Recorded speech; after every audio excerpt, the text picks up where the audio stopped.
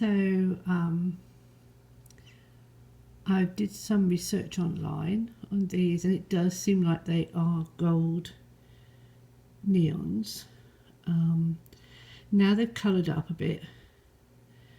You can see the gold colour on them when the lights are off. Now, reading up on that means that they must have been wild caught when they're born in a fish tank.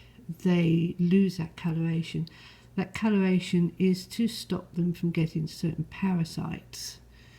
It's a protection, and when they're in a aquarium they lose that. Now I did lose one, which is expected. I always lose sometimes 3 neons when I buy some of any sort. I always buy more, but I did clear out the tank. They had lost a few in the pet shop, so just by buying new fish. So being wild caught, they do like to have their tank with a bit of wood and leaves and things like that in. I may add some of the almond leaves that I've got for my Siamese fighting fish.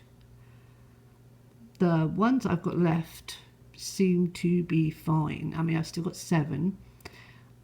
They'll be in here now until they're big enough to go to the 10-gallon with the thread fins, and then from there, once I move the 36-gallon, they will go in that. They are the most adorable little fish, and they've already recognised me as food. I'm feeding them very small amounts twice a day. I may make the amounts a little bit smaller and do it 3 times a day, because they were absolutely starving. I mean, I don't know, with pet shops, I've been there, and the pet shops do seem to feed quite well. Our pet shop feeds bloodworms and everything. I've seen them do that, but these were with some bigger tetras, and I'm not sure if they actually got their fair share of food.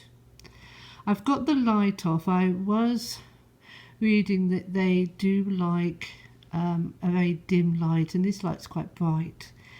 So I did think that part of the day I would just let them have the natural light and just put their lights on in the morning and in the evening for a few hours. I really hope they do survive. I did read that wild caught are a little bit less hardy than the ones you can buy that have been bred in a tank. So I'm going to let them have the normal flake foods that I do now, and then next week I'll start worming them just to make sure they've got no internal parasites. It could be what killed the other one. They do seem to like the flow. They keep swimming into it. It's going to be very, very difficult to keep an eye on these for white spot because they're so tiny. I don't really want to treat them for anything but worms unless I really have to. So let's just hope I can keep these alive, because they are just as cute as buttons.